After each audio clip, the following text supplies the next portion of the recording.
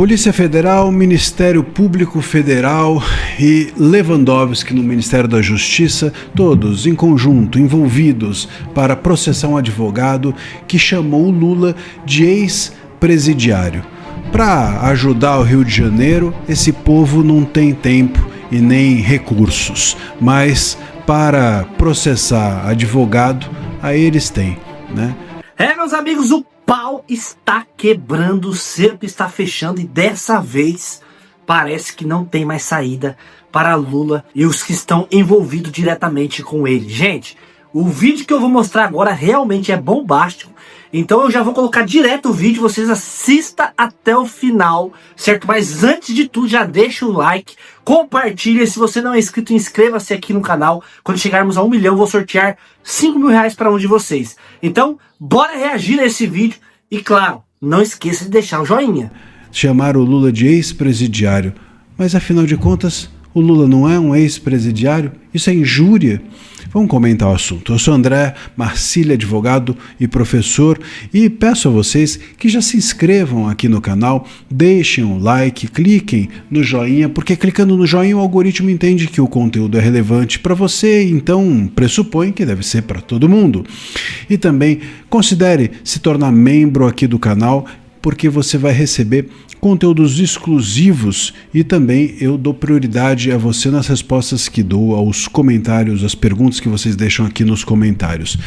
E como eu já disse, se inscrevam aqui no canal porque a gente está com a meta de chegar a 400 mil inscritos. Estamos próximos. Quando conseguirmos a meta, vamos dobrar a meta, como dizia a Dilma, mas antes de dobrar a meta, a gente vai pensar em alguma coisa, fazer alguma surpresa aqui para vocês.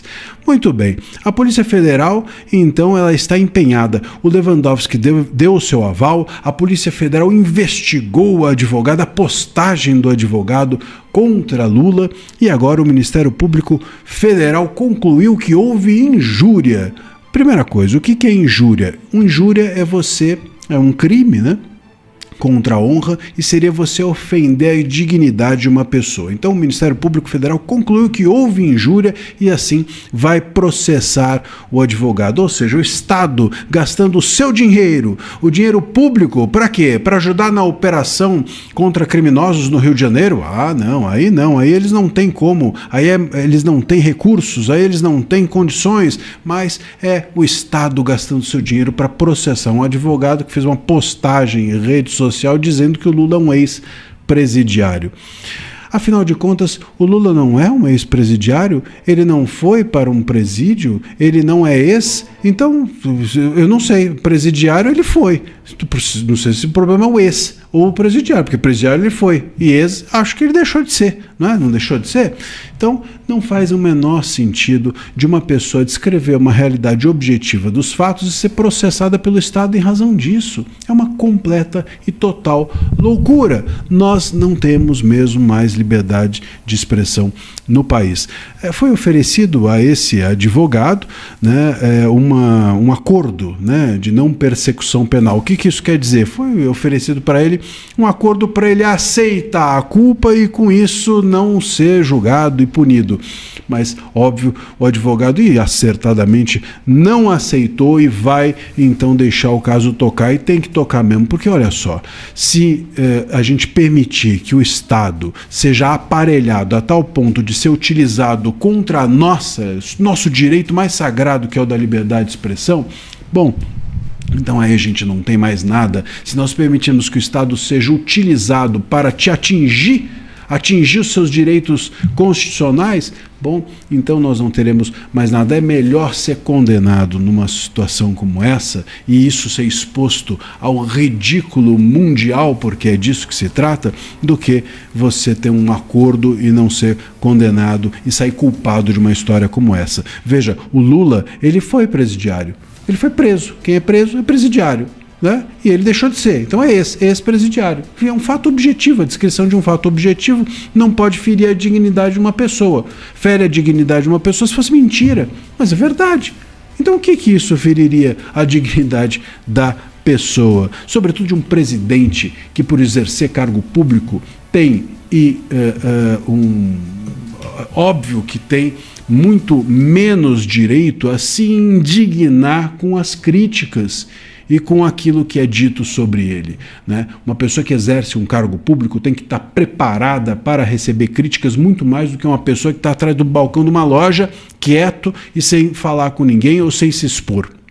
Quem se expõe tem de estar preparado para crítica. Se não sabe brincar, não desce pro play, não é assim que se diz por aí, e aqui é a mesma coisa. Agora, o incrível é o Lewandowski ter dado aval a isso, quer dizer, o Ministério da Justiça se envolver com isso, é absurdo a Polícia Federal se envolver com isso e o Ministério Público Federal se envolver com essa questão, ao invés do Lula mesmo, se ofendeu, ir lá e processar como pessoa física, como qualquer reles mortal. Mas não, eles utilizam o Estado inteiro praticamente e o nosso dinheiro, portanto, porque são gastos públicos desse aparato estatal para ir atrás da liberdade de expressão de um advogado. Fora que não tem o que investigar. Quando eles investigam, eles apenas usam essas investigações, né, para constranger a pessoa, porque é um fato objetivo. Ele disse isso.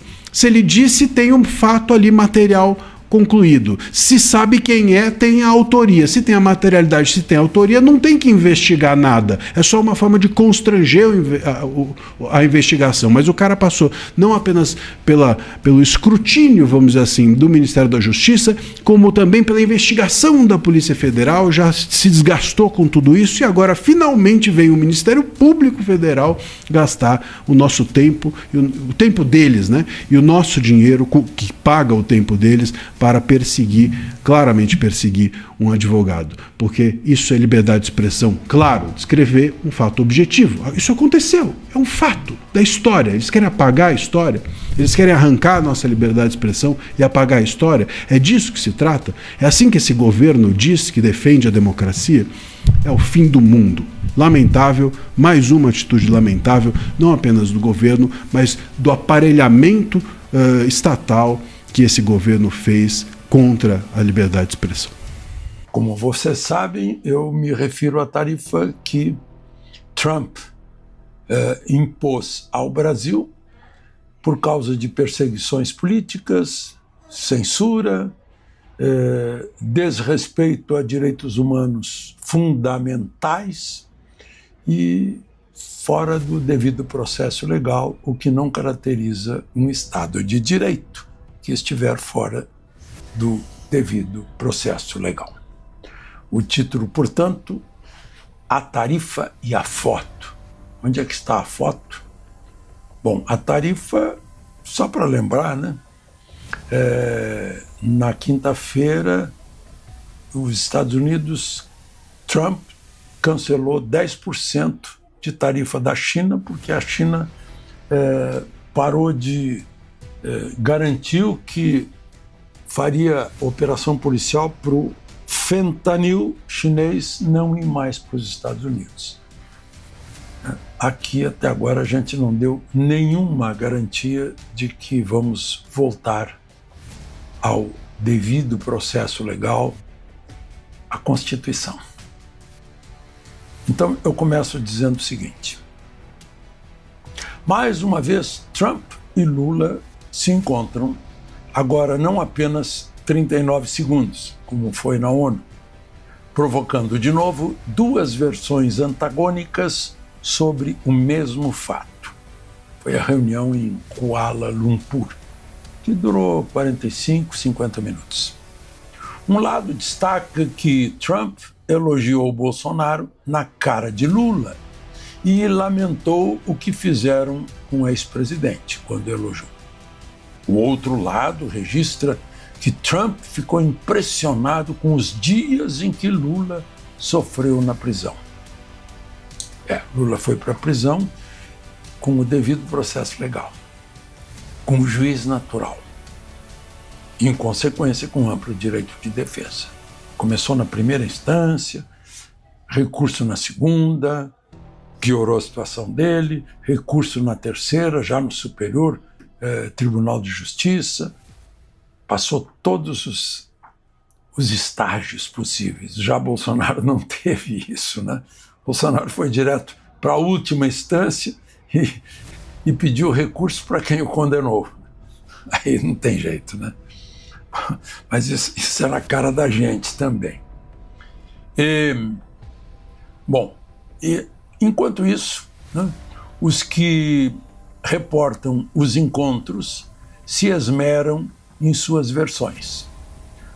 Os brasileiros que vivem, né, a exportar para os Estados Unidos, enquanto isso, né, ficam esperando mais um mês. Vão amargar este mês de outubro em queda em suas vendas. Em setembro, as exportações para os americanos já haviam caído ao redor de 20%, porque a essência desses badalados encontros, a tarifa de 50%, que já foi alterada para a China, é menor que a nossa. A China está com 47%, né? Aqui permanece intocada, porque eu acho que o governo brasileiro não entendeu ainda o que está tão claro. Depois da conversa de Kuala Lumpur, as equipes dos dois presidentes se reuniram apenas para combinar como vão conversar de novo. Aliás, haviam combinado a reunião domingo e fora cancelada, domingo último. O otimismo das manchetes de jornais governistas influencia até mesmo o mercado de câmbio, pois o dólar continuou com leve queda e no mercado de ações a bolsa, impressionada com a foto entre Lula e Trump, bateu recorde, como se as empresas exportadoras brasileiras não estivessem sofrendo. Não, é mais importante a China com os Estados Unidos do que as empresas brasileiras. Aí a bolsa sobe, dessas próprias empresas prejudicadas, e o dólar se desvaloriza, o real se valoriza. Não aconteceu alguma coisa aqui no Brasil? Não. É lá na China ou na Coreia do Sul, no encontro entre Xi Jinping e Trump. Dá para entender? Bom, parece que estão acreditando nas respostas que só se referem aos 10% da sobretaxa comercial compensatória. A indicação de que não vão resolver a demanda principal dos americanos, que resultou em sanção de 40%, veio numa resposta do ministro Mauro Vieira, que é o ministro de Relações Exteriores, de que o Supremo é independente e fez julgamentos justos dentro do direito e com provas. O representante americano do comércio, Jameson Greer, integrante da equipe de conversações, já explicou exaustivamente que dos 50%, só 10% são compensações de comércio. Os 40% são sanções por desvios no Estado de Direito, perseguições políticas, censura, agressões aos direitos humanos. Não é? Bom, Lula não tem poder de anular decisões do Supremo, isso é verdade. E os poderes são independentes e autônomos e harmônicos. Mas Lula jurou solenemente perante o Congresso Nacional, no seu primeiro dia de mandato, jurou defender a Constituição, ipsis literis. Mas, ao contrário, o presidente, grato por sua descondenação, tem endossado e elogiado os atos do Supremo, como repetiu agora em declarações na Malásia. Ele pode ser, sim, pode, sem ser mal agradecido ao Supremo, mandar seus líderes na Câmara e no Senado apoiar alguma iniciativa que surja para resolver esse impasse e os brasileiros exportadores para os Estados Unidos se livrarem de 40%, mais 10% de sobretaxa. Pois é, há uma proposta, eu já falei aqui, né, algumas vezes, agora escrevi para os jornais, de um juiz aposentado, criminalista experiente, Everardo Ribeiro, que foi titular de execuções criminais na capital do país. Ele sugere 2 pequenas alterações num único artigo do Código Penal. O artigo 359, que trata de golpe de Estado. Com essa proposta, se caracteriza, para se caracterizar um crime de golpe de Estado ou tentativa de golpe, é essencial que o acusado esteja portando arma de fogo, explosivo ou algum aparato bélico. Se não houver prova disso, não se tipificará esse crime.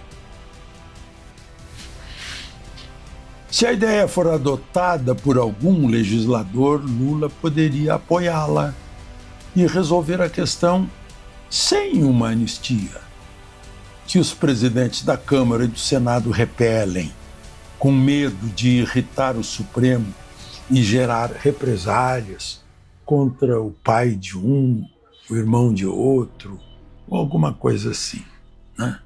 Por isso eles, como quem tem rabo preso tem medo do Supremo.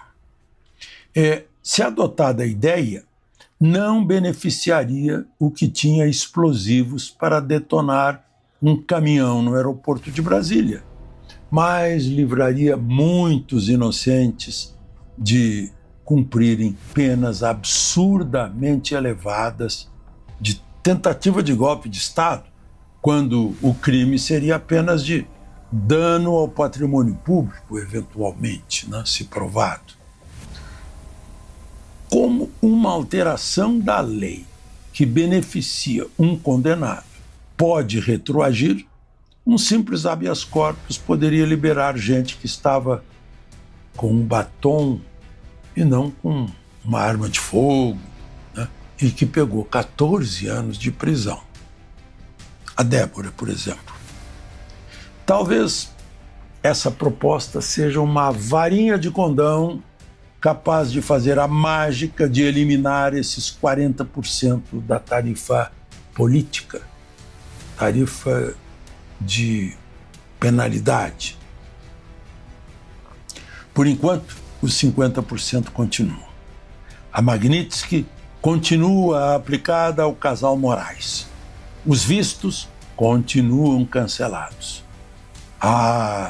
Mas tem a foto de Trump com Lula apertando-se as mãos, o que para os lulistas é uma vitória do presidente do Brasil e uma derrota dos bolsonaristas, já que Bolsonaro, estando preso em casa, não poderia ter uma foto assim.